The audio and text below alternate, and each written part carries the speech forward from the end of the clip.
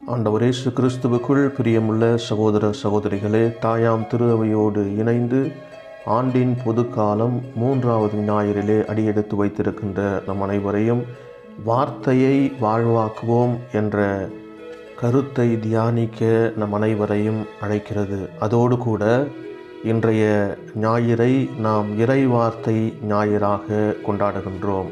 பிரியமானவர்களே, இறை வார்த்தை என்பது நம் வாழ்வின் அங்கமாகவும் நம்முடைய வாழ்வின் அடித்தளமாகவும் அமைய வேண்டும்.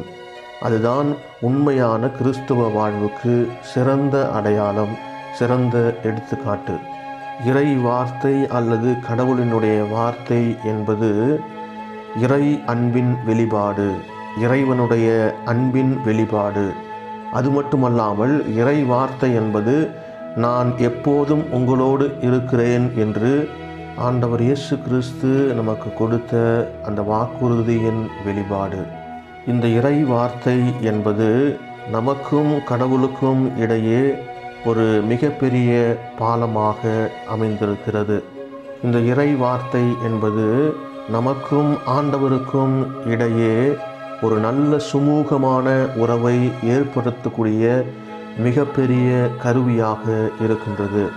இந்த கருவியை தான் அன்னை மரியாளும் யோசேப்பும் புனிதர்களும் தங்களுடைய வாழ்வின் அடிப்படை கருவிகளாக செயல்படுத்தியதை நாம் விவிலியத்திலே வாசிக்கின்றோம். விவிலியத்தின் வழியாக நாம் தெரிந்து கொள்கின்றோம். இந்த இறை வார்த்தையின் வழியாக எத்தனை பேருடைய சுமை இறக்கப்பட்டது, எத்தனை பேருடைய நோய் குணமாக்கப்பட்டது, எத்தனை பேருக்கு தங்களுடைய வாழ்விலே அமைதி கிடைத்தது என்பதை நாம் தெளிவாக விவிலியத்தின் வழியாக நாம் அறிகின்றோம்.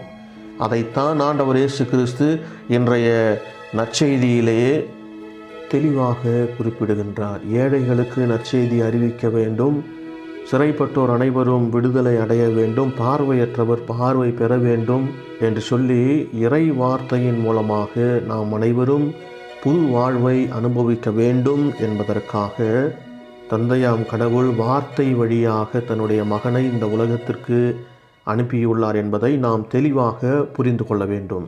அதனால் தான் நாம் யோவான் நற்செய்தியிலே வார்த்தை மனு உருவானார், நம்மிடையே குடிகொண்டார் என்ற வார்த்தையை நாம் வாசிக்க கேட்கின்றோம்.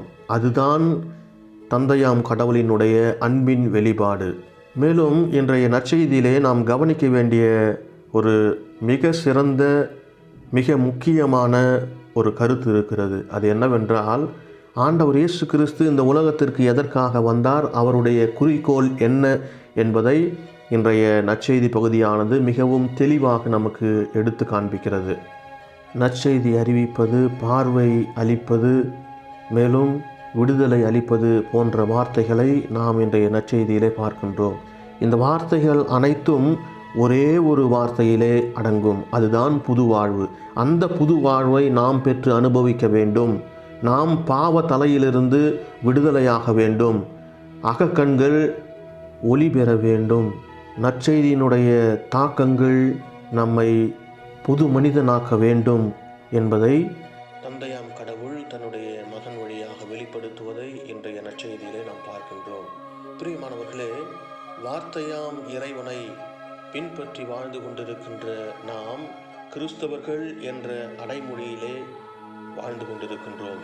அந்த கிறிஸ்தவர்கள் என்ற அந்த வார்த்தைக்கு நாம் முழுமையான அர்த்தத்தை கொடுத்து வாழ்ந்து கொண்டிருக்கிறோமா, அல்லது கிறிஸ்து பின்பற்றிய வாழ்க்கை முறையை நாமும் நம்முடைய வாழ்க்கையிலே வாழ்ந்து கொண்டிருக்கிறோமா என்று சிந்தித்தோம் என்றால் மிகப்பெரிய கேள்விக்குறியாகவே இருக்கிறது. கிறிஸ்தவன் என்று ஊரெல்லாம் தம்பட்டம் அடித்து கொள்ளாமல் கிறிஸ்து வாழ்ந்த அதே வாழ்க்கையை நாம் வாழ்ந்து காட்ட வேண்டும். கிறிஸ்து அறிவித்த அந்த நற்செய்தியை நாமும் அறிவிக்க வேண்டும். அறிவிப்பதோடு மட்டும் நின்று விடாமல், அதாவது நம்முடைய அறிவிப்பு வெறும் வாய்மொழியாகவே இருந்து விடாமல், நாம் எதை அறிவிக்கிறோமோ அதை வாழ்ந்து காட்ட இன்றைய ஞாயிறு வழிபாடானது நம் அனைவரையும் அழைக்கின்றது. எனவே நற்செய்தியினுடைய இறை வார்த்தையினுடைய சார அம்சத்தை உணர்ந்தவர்களாய், இறைவன் எனக்காக விட்டு சென்ற அந்த பணியை, நற்செய்தி அறிவிக்கின்ற பணியை நானும் அறிவிப்பேன். அறிவித்ததை என்னுடைய வாழ்க்கையிலே நானும் வாழ்ந்து காட்டுவேன். நானும் மறு கிறிஸ்துவாக என்னை சுற்றி வாழ்ந்து கொண்டிருக்கின்ற பல சகோதரர்களுக்கு என்னை வெளிப்படுத்துவேன். அவ்வாறு வெளிப்படுத்துவதன் வழியாக என் ஆண்டவர் அறிவிக்கப்படுகிறார், என் ஆண்டவரை நான் மற்றவர்களுக்கு கொடுக்கிறேன் என்ற முழு சிந்தனையோடும் உறுதியான மனதோடும் தொடர்ந்து இந்த திருப்பலியிலே ஜெபிப்போம்.